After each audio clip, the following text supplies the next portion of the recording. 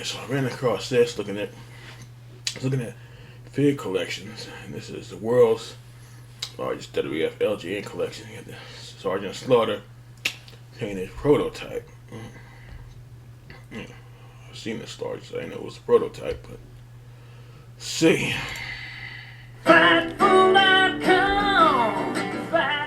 We're here at Jimmy Van's house. I'm going to check out his LJN collection. Now, I don't know a ton about LJN, so you're going to kind of tell me a little bit about them. I'll walk through a little bit. I'm really excited. The first wrestling action figure I had, no surprise, Hillbilly Jim LJN. Yep, it's around here somewhere. Hillbilly Jim LJN, you got one of, quite frankly, the most eclectic LJN collections in the world. I've got them all in a package. So some of them I had to stack because I didn't have enough cabinet space. So the Hillbilly Jim might be stacked behind another one right now. Oh, it's up there. That's fantastic. I remember that one. Hillbilly's right there. Yep. So as we look through here, I mean, there are a lot of people who I didn't even realize. Junkyard Dog, because Hogan. I grew up in the Hasbro Iron Sheik. and things were a little bit different in that regard. Right. Well, like SD Jones, I didn't know he had a figure. Had that me too.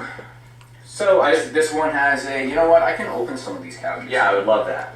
This one has... Can I open some of the figures, Jimmy? If you do, you're leaving immediately. Oh, man. How about that? This one, see, they made two. Open up the figures, you're leaving the hardwood. Wow. One with a purple shirt and one with a Hawaiian shirt. Yeah, it's a Hawaiian shirt on it. Yeah, that's right. That's the one I had, the one with the yellow shirt. Not very expensive. And I look at this, I wouldn't have realized that Terry Funk had an action figure. Terry Funk had an action figure too. Funk. Now, tell me, I see the skin tone differences up here between Savage. Yes. Like one of those, like his legs are a little bit thicker. Well, I'm gonna explain. I'll explain this one. So there's a phenomenon in this world called variance. Yeah. What that means is when something is different between them. And this one here, what we think happened is they did not put flesh tone color in the rubber. Okay. When they produced it, and I had people look at this. I had supposed experts look at this that thought, oh, it's probably just sun damage. Yeah. But once they saw it and discovered that the bubble is not yellow and the paint is not changed, they were convinced that it was just a screw up at the factory and they didn't put flesh tone in the rubber.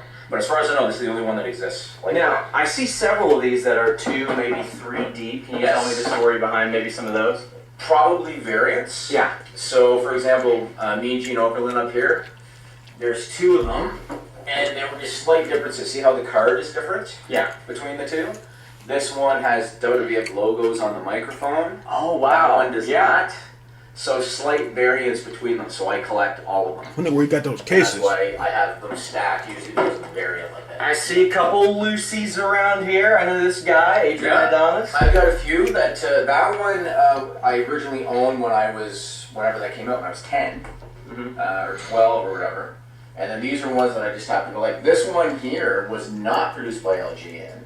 That was produced by Hasbro because Slaughter left WWE to go to Didn't know that. Hasbro. And he left, the G.I. Joe. I was going to say that looks more like a caricature of the G.I. Joe. Yeah, Slaughter never had that physique. Yeah, that's for sure. Needless to say. But Hasbro created this because they were trying to get a rub basically off the popularity of the LJN. Of course. That's why they made it. And you can only get it as a mail away.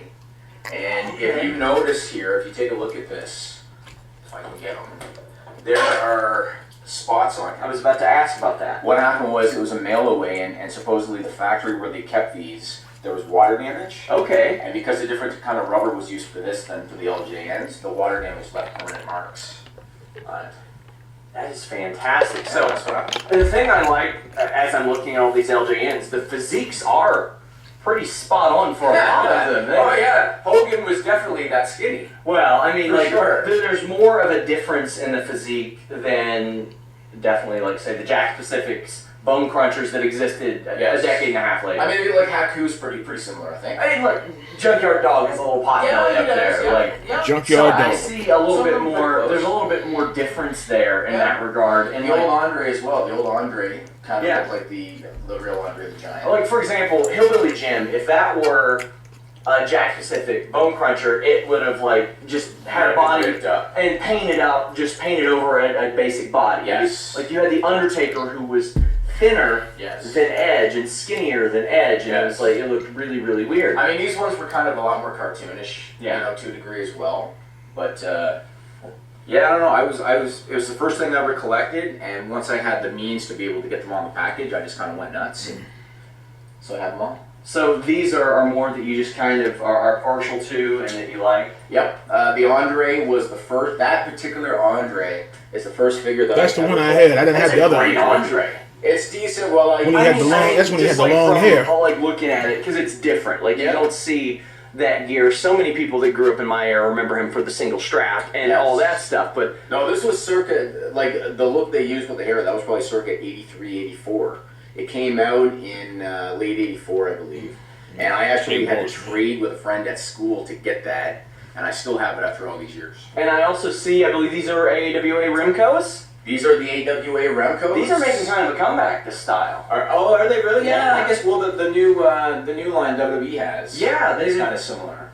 These are kind of cool too, but I think they're kind of cool for the opposite reason that I think LJNs are cool, is that they're all uniform, they're all the same, but they have different heads. Like, yeah, different outfits. Look at this ref. Yep. I gotta say, that's a built referee. That's one jacked dick. Yeah. That's one jacked dick right there. They also had clothing. These guys had clothing. Yeah, like actual cloth. Actual cloth clothing, and there's a Shawn Michaels and a Mari Jannetty in there. I gotta say, Buddy Rose never looked better. Yeah, Buddy Rose. And actually, I'll give you a little piece of trivia, Sean.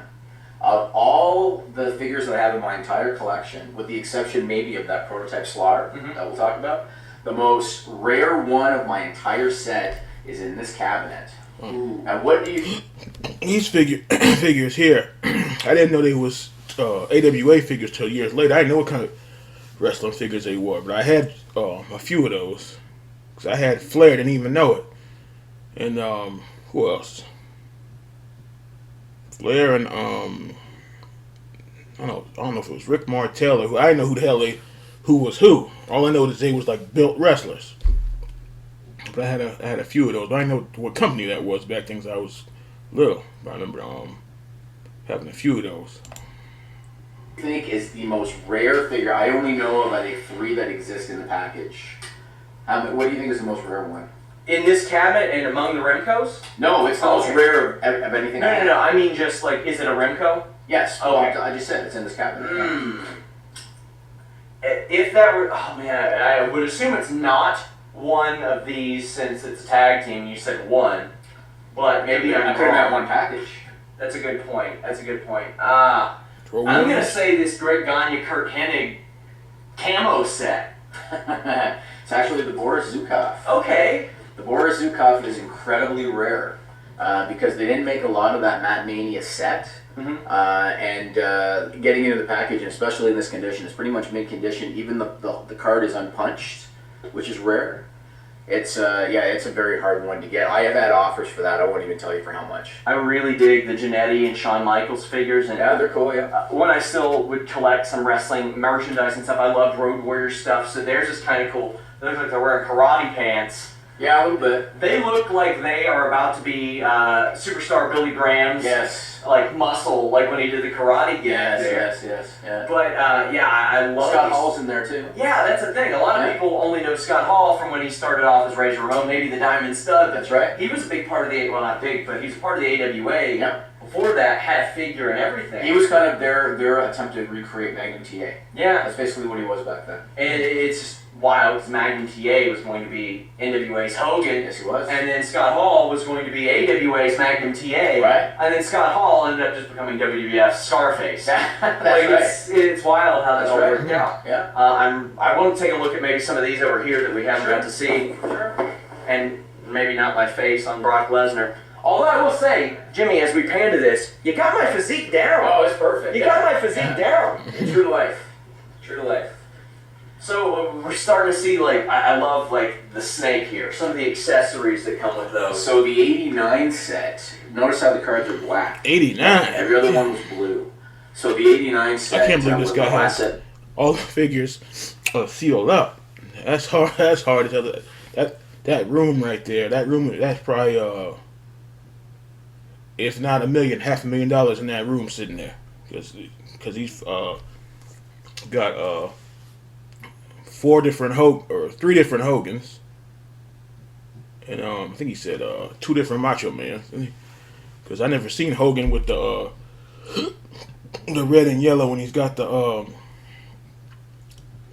yellow the red tank top, and the Hogan with the white trunks and the boots, and the white tank. I never seen that. I mean, I've seen it, but I never seen it. They did, and it's widely considered at collector's magazine. Yeah, that's what they call it. And there's two different types that came out that year. Some of them were basically had leftover inventory to sell because the company wasn't doing well at that time. So they re-released them on a black card. So ones like Savage, Jake the Snake Roberts, the White Shirt Hogan, Ted DiBiase, Big John Studd. Those had already been released before on white cards. Okay. They just re-released them on black just to kind of get the inventory out. These ones, like the Haku, Rick Rude, the Ultimate Warrior, Warlord, that was a new one that was actually released as part of that set that year. That's amazing. So we see, again, very similar Randy Savages to the one that you have, the variants of the cards. Yep. Which figure would you say you have, I don't want to say the most copies of, so to speak, but which superstar of this LJN line do you have the most of? Definitely the Savage, I think, because number one, they came out twice. The white card, or the black card, and the blue card, and because I have the variant with the white skin, so I've got 3 of those. I've got a lot of the Hogans too, because this Hogan came out twice. See how there's a... And he's the biggest wrestler of that period. He was, but this one came out on a blue card as well. That one with the red shirt, and then the original Hogan. So if you look at that, I've got 3 of those, plus... The original set, if I'm going to get really it's got like 4 or 5 Hogans. The original set came with stands. I don't know if I have any of those out right now. There's one right here. See how there's a stand behind the figure? Yeah. So the original set came with a stand in it like that. Didn't know that. And then once they produced multiple sets, they just stopped releasing the stand for some reason. So I have a Hogan with the stand in it like that as well. We got Ultimate Warrior here. I mentioned the physiques. Yeah. He's looking like 06 Triple H, maybe? Yeah, he's a little bit chubby for the Yeah. Ultimate Warrior. And the reason I have 2 of these is because this is a very rare one. The Warrior in the package is pretty sought after, and so I was able to get my hands on 2, and I kept both of them. Okay, now they're a little rare. I see this on all of them. Poster inside. That's right. Is the poster inside that little flap? Yes, it is. What do they look like? How are they? It's basically a hollow box. There's a poster that's probably about this big, and they're drawings. They're basically just like cartoon versions of the wrestler. Are those individually sought after or anything like that? Like there's a bit of a market on eBay for it. Yeah. Like I've had guys offer me, I don't know, depending on who it is, between maybe $10, $50, $100 if you're lucky. But I personally $1,500. Now we're going to take a look at for a poster. The prototypes. I have a few prototypes. Yeah. Zack Ryder can check out this clip. Zack Ryder's going to be thrilled. So these are Jimmy's I'm saving this to him because Zack Ryder said I way overpaid for this figure right here. My boss bought the Sergeant Slaughter prototype. Feelings, thoughts, emotions? Well, here's the thing. So Kurt Hawkins threw out this insane number that I was not going to spend anyway. So I was denied, but I wasn't going to buy it for that price. So he bought it for way more than that. So congrats, I guess. I have it unpainted. The painted one's obviously cooler, but way more money. So I'm actually glad that I don't have it. You're glad that you don't have... I'm glad that you said that because that will eat him up. Sorry, that will eat him up. You spent way too much money. You got... Oh, shoot the ads. I'm so fat. Brendan, you're not fat. It's the shirt. Look at Nate. His true classic is tied around the chest and... You got ripped off. Zack Ryder knows memorabilia, so he knows figures are worth what you're willing to pay. That's what they're worth. So maybe just started without the head. Don't collect or just kind of new the concept of prototypes. Yep. So basically, these are not made of rubber. These are made out of resin. Although the middle slaughter here was made of rubber.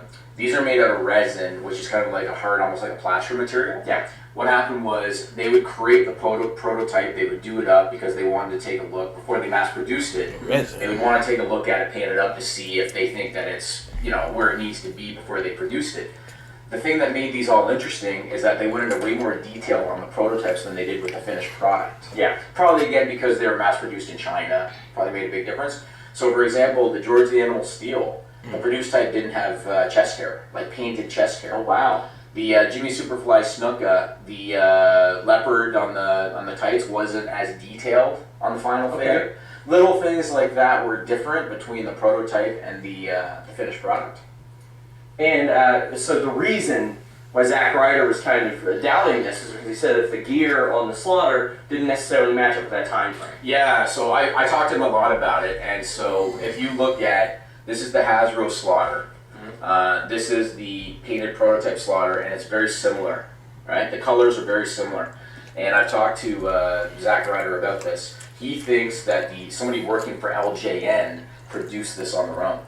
Okay. He thinks they had a mold, because we're pretty sure that they were going to make a Slaughter, and they had a mold. But he thinks that somebody that worked for the company made this figure and painted it, and did so based on the colors of the Hasbro version. Now, explain to me these, because I don't know anything about these. Yeah, I mean, those are old. Those are hard to find now. Stuff that they made, aside from those are hard as hell to find. Everybody knows about. They made thumb wrestlers. They made stretch wrestlers. I remember all that. They made the tag teams over here, and they made these giant Hogan and the giant Piper. There's two in the box right behind you, if you want to pick one up. Yeah, we'd love to. Yeah, right there. We'll pick up the one that isn't racist. Roddy Piper. Yeah, so these basically are just giant. I don't know if they're supposed to be Barbies for boys or something. Yeah, but they're basically just large versions. Barbies for boys. What the hell? On them, and they only made the two. They only made the Hogan and the Piper. You have a couple of a few tag teams up here. Yep. And it's not here, but you also have the new LJN style Young Bucks at your Yeah, it's office. around here somewhere. It's around out of your office. I have two of them. Oh, do you? Yeah, it's around here somewhere. I don't know where the hell it is, but it's right here actually.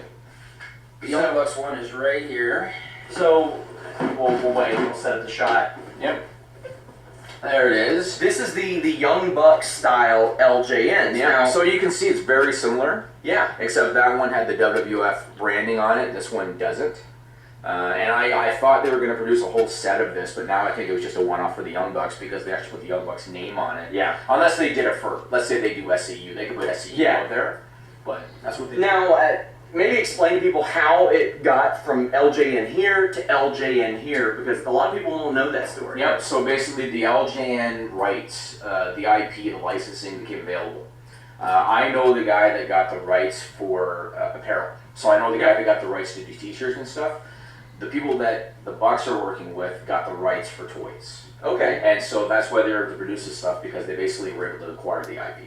So if they made a set like this for All Elite Wrestling, would that be something that I would be push interested and in. cut into doing? Well, here's the funny thing. So when the Bucks thing was coming out, I said I would not get it because it wasn't part of the true set, and then I did. So Yeah, you did. I remember that. So maybe I would probably end up getting it. Yeah. So out of all these figures, which one would you say your personal favorite? Oh, that's. I mean, hard. the Slaughter seems like a no-brainer because We should look at the Japanese ones down there. yeah, let's look at those. So basically, these are the oldest known action figure line. Cool. From I believe from 1981. They're called Poppy, P-O-P-Y. Yeah, I know I've got a lot of crap everywhere. And thanks for ruining my shit. I'm sorry for ruining your copy of WWF Full Metal the album and WWF Music Volume 2. Yeah. I'm sure you bump that all the time. So you can see there's a Hogan right there, and that is pre-red and yellow Hogan from Japan in 1981. That's amazing. Yeah, and so so again, that is the first known wrestling action figure line from '81. So it precedes Remco, because Remco precedes the LGN line. Yeah. But that precedes Remco, and they're not that easy to get. I've only got 5 or 6 of them. How many are there? I think there's 10 Okay. in the set.